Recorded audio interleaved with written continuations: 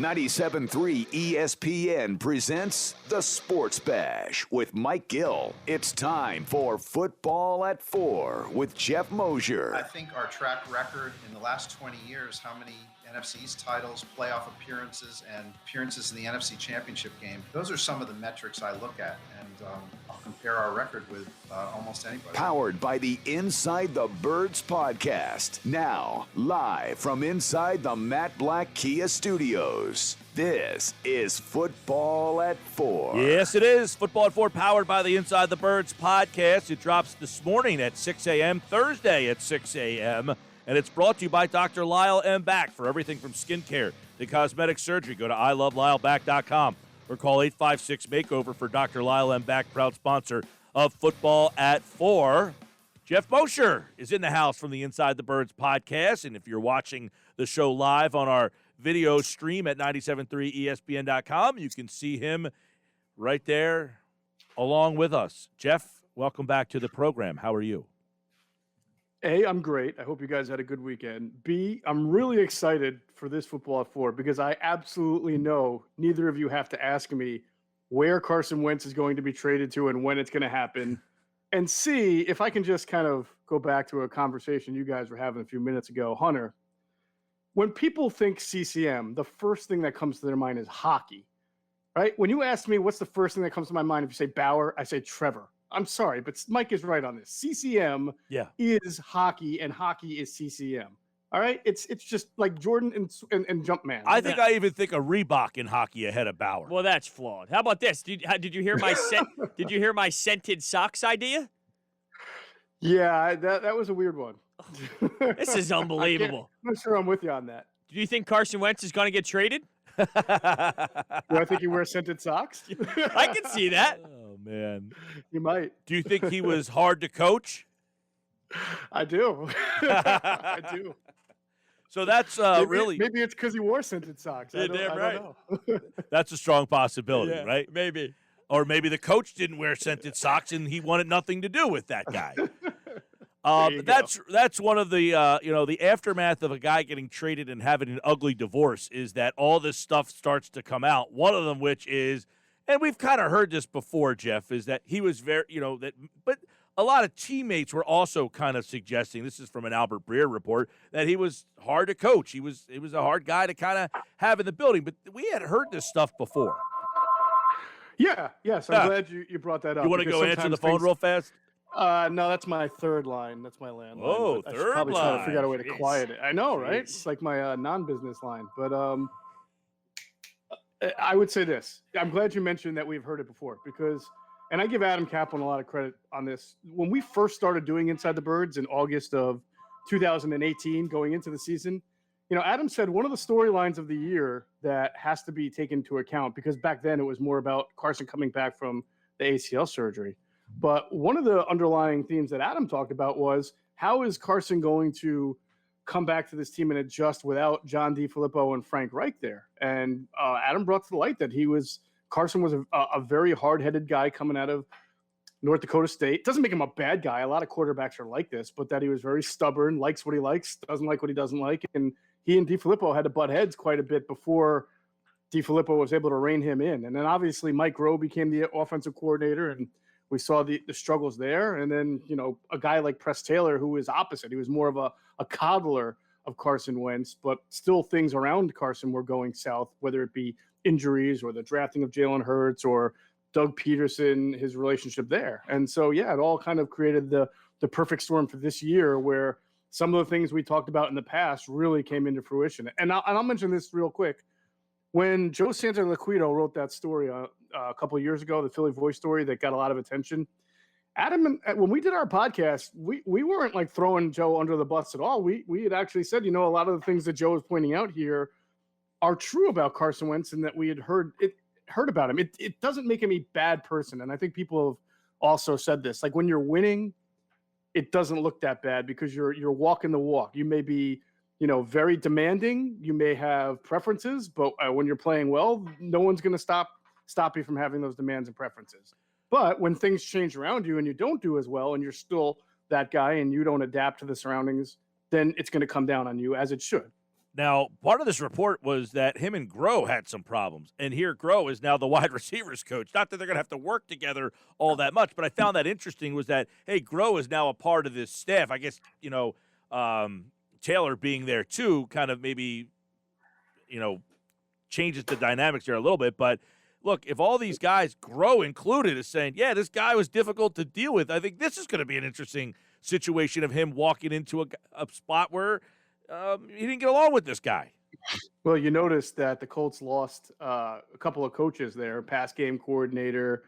Did they lose their offensive coordinator? Oh, yes. His name is Nick Sirianni, right? And he's now the Eagles coach. But you'll notice that Mike Groh was not promoted into any of those spots, I don't believe. I think he is still just the wide receivers coach there. I'll give a second check to that. But, yeah, I mean, I think that's because the Colts knew that there was a strong possibility that they were going to land Carson Wentz, and obviously you don't want to have these things going on with you. Mike Groh, he may not be the wide receivers coach, but I don't think he wasn't like promoted to quarterbacks coach. If I'm not, I think he's still wide receivers coach there.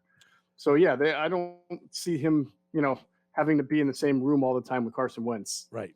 Let's now obviously there's a lot with Wentz coming out after the fact here. Albert Breer in the MMQB talked about all this stuff soon after the season ended. But I guess the next question really kind of jumping forward for Philly is, what do they do at the quarterback position now that Wentz is out, now that we're kind of moving forward to free agency and the draft?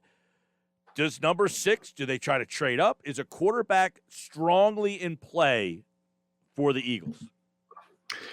That's a great question. And to me, a lot of it comes down to how does Nick Sirianni and his staff evaluate Jalen Hurts based on last year's performance, but also going back to college and their evaluations of him back then. I think it would be egregious to just look at the last 4 games of last year and make your evaluation there. And we'll have to see how he feels about it. I do think it's critical, and we mentioned this in the podcast this morning, to understand, and this is, without bias, this is just me objectively looking at it, that when you have a new coaching staff come in and do their own evaluations, you really have no idea what they're thinking of that guy, and they have no allegiances to that guy. So from that standpoint, they have to evaluate what they think of Jalen Hurts really is, and then they have to do their diligence because they're picking 6 overall on pretty much every quarterback who could go in the first round, including Trevor Lawrence, just in case. And what they have to, in my opinion, what they have to do is determine, do any of these guys project? And when I say these guys, I mean the whether it's Justin Fields or Zach Wilson or Trey Lance or whoever, do they project to be better than what they think of Jalen Hurts? And if they do, if they really fall in love with one of these guys and think this has got to be a guy that we have because we can get him because it's going to change our franchise around, then you have to do it. That's my opinion. I don't see why you wouldn't do that if you were a coach and felt that way. I mean, Jalen Hurts is still here as the backup, even if you do, unless they decide to trade him. I don't know. But I think that's how most coaches and front offices would deal with that situation. It's all based on their evaluation, and they're on both parties here, the incumbent and what's out there. Yeah, last year, Jalen Hurts obviously didn't have the OTAs and the training camp and the preseason, and he was coming into a situation where Carson Wentz was here with the big money. So the mentality was, look, he probably knew what his role was, but now that he's entering the season with this whole new debacle, it's like, hey, I have an opportunity to win this job out and be the starter. How important do you think it is with this new mentality, with this new fresh, idea that, hey, I can be this guy, could play a big role in what he grows into for next season? Yeah, you're talking about Jalen, right? Yeah, Jalen Hurts, yeah. Sure. Okay. Yeah, I think Jalen just needs to continue to be doing what he's doing. He's going to work out with some wide receivers soon. He's going to take command of this team as if he's the number 1 quarterback, which he very likely will be. I mean, even if the Eagles wanted to get a quarterback at 6, there's no guarantee that they're going to be there or be able to move up. So he should just continue to do everything he's done. He has endeared himself well to the fan base, the organization, as far as character and leadership and things of that nature. I don't think he has to do anything differently. I don't think he has to act differently. We've already seen his workouts with Quincy Avery, right? As far as we know, he's putting the work in. So it's really not in his control anymore, other than just don't go out there and do something that could, make you lose favor with the organization. If he can just continue to do what he's doing, he'll be in a good spot and he'll be given the opportunity to be the starter or at least compete for the starter. And that's the mentality he should take. Geoff Mosher, Football at 4, powered by the Inside the Birds podcast. Over at InsideTheBirds.com, Geoff, you wrote something that's kind of interesting. You sound similar to what I've kind of been saying, is that predictions of doom and gloom, in your view, is an exaggeration. Now, that's not you saying they're going to be a playoff team or a Super Bowl contender, but what is your reason why you think maybe people think that a 4-12 or 5-11 type of season might be outlandish? Yeah, so I know some people might say, aren't you the same guy that wrote last week that this team is, knee deep in turmoil and completely dysfunctional? And yes, as I wrote in that piece, there not much has changed from that standpoint. So they can certainly screw a lot of things up from up top. But if you just look at the 53-man right now, or projected, most teams, even if you have some question mark at quarterback, even if you're not great, in the secondary or linebacker, most teams are good if they are good in the trenches. So if you look at the Eagles' offensive line and you assume that Jason Kelce, Brandon Brooks, and Lane Johnson come back and they're healthy and they're, even close to what they normally are, that's pretty good. And then you've got Mailata and Seumalo, or what I would say is Mailata at left tackle and Seumalo. We'll see. Maybe Dillard beats him out. But the bottom line is that right side there is pretty rock solid. And then on the other end, I'm pretty sure Brandon Graham's going to be back. I know they have to shave a lot of money off, but I don't see him being the first guy to go. So I'm assuming he'll be back. Javon Hargrave really came on at the end of last year. Fletcher Cox will be back. Josh Sweat, I imagine, will be back on an extension along with Barnett. So that's pretty good. So now that to me says they're strong enough to be a pretty competitive team, put some pressure on the quarterback, hold up the quarterback on their end, get a running game going. We'll see what Nick Sirianni likes to do. But to me, the worst teams are usually the ones that are just turmoil in the trenches. They don't have any pass rushers. They don't have anybody that can block for the quarterback and keep them upright. And if these guys are healthy and they come back and are a semblance of what they are, I think the Eagles can be more competitive than just another. I've heard a lot of people say they're just going to be another 3, 4, 5-win team next year. And I don't see it that way. No, I agree with you with that. And when you were talking about the offensive line, the one name that sparked a little light bulb in my head was Jason Kelce. Do we have any information or know anything about the future of Jason Kelce? Not yet. Adam Kaplan addressed it on the podcast this morning. It was his understanding that Jason does what he normally does in the offseason, take some time, decompress, try to figure things out, see what how his body is feeling, and then kind of it's almost like Groundhog Day, and you just wait for him to pop out and declare whether he's coming back or not. So we'll see. But I will say I think the Eagles are in a decent position to be able to replace him and still be fairly strong. And if he does not come back, or if they want to cut him for cap related issues, then Isaac Seumalo is a guy who's played well at left guard and projected to be a center in the league, and that would open up your left guard spot. Jack Driscoll, who we all remember started right tackle in the season opener last year as a rookie, is a guy that a lot of personnel people told me can move to guard, probably projected, if not right tackle, then at guard, as long as you put a little bit more weight on him. He's got good athleticism. He played at Auburn in that, that RPO-driven offense, so he's agile. He can move around. So I'm not saying he would definitely be the left guard, but he can at least compete with maybe a Nate Herbig. By the way, Nate Herbig could also be, who started his Eagles career at a center and was a good run blocker last year and not an awful pass protector. He certainly needs to work on it, but sometimes things go haywire and you just blame the last guy on the or the worst perceived guy on the line. But Herbig wasn't as bad as maybe the press that he got. I thought he got better as the year went along. So he's another guy who could take over at center. Geoff, we'll leave you with this as we have a lot of off-season questions. They got to get under this cap. How they're going to do it. There's some big names that make a lot of money. Do you see a big name getting released to help get under the cap? Or traded, I guess, would be another, way, like a Fletcher Cox, a Brandon Graham, Brandon Brooks we kind of hit on a couple weeks ago. Who else would be in that magnitude? Darius Slay? Zach Ertz. I mean, unless Zach we're already Ertz. moving past Zach Ertz, but that's definitely one guy that I'm almost positive will be gone. Roddy McLeod is another one.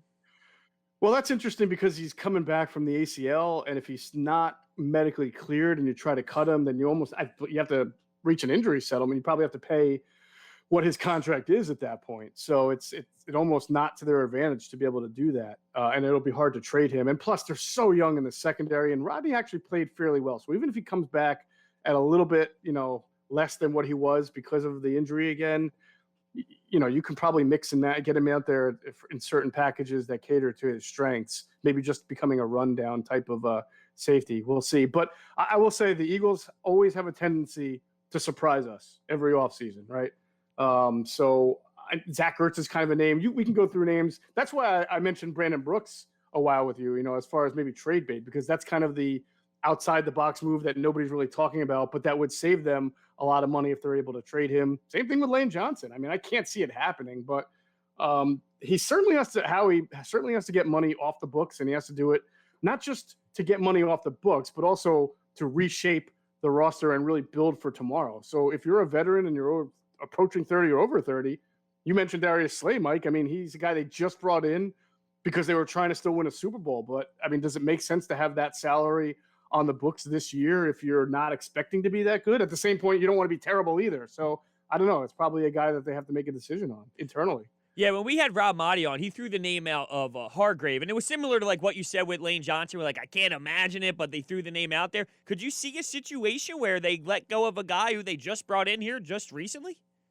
Well, I haven't looked at his contract lately, but because they just signed him last year, I feel like that would be a massive cap hit. Although he only signed a 3-year deal, and I'm going to guess because of that most of his money did clear in year one. So, yes, I guess there's a possibility, but I would ask, why would you, if you're trying to build this roster right around your young dynamic talent, why would you get rid of Hargrave and hold on to Fletcher Cox? I mean, I see no reason to have to get rid of both, or either, but I would think you'd want to go with your younger, generation here. Well, they got a lot of tough decisions to make. And, you just mentioned something that kind of perked my interest is, what if you just say, look, we're not going to be good this year. Let's move on from Fletcher. Let's move on from Brandon Graham. And you kind of try to trade those guys and get those numbers off and just kind of get as much draft capital as you can. You almost go kind of like what the Browns did and just start collecting picks. Well, you have to be careful, though, because, first of all, if they did that and then took the same approach with Brooks and Johnson, then there goes my theory about being strong in the trenches and competitive. I say you have to be careful because, look, you have the opportunity, if you determine Jalen Hurts is your guy, or if you pick number 6 overall, to be able to build yourself back in a manner that's not going to take 2, 3, or 4 years. I mean, next year is kind of a year, but if your quarterback's good and your lines are still good next year and you're able to win 6, 7, and 8 and then add on the following offseason, then by 2022, you might be thinking of your team the same way they thought of their team in 2017 when they won the Super Bowl. So, and I'm not saying that that's going to happen. I'd be careful about getting rid of guys who you think might still have a couple of good years left in you who have been building blocks for this franchise before. Yeah, of course, some of them are going to have to go.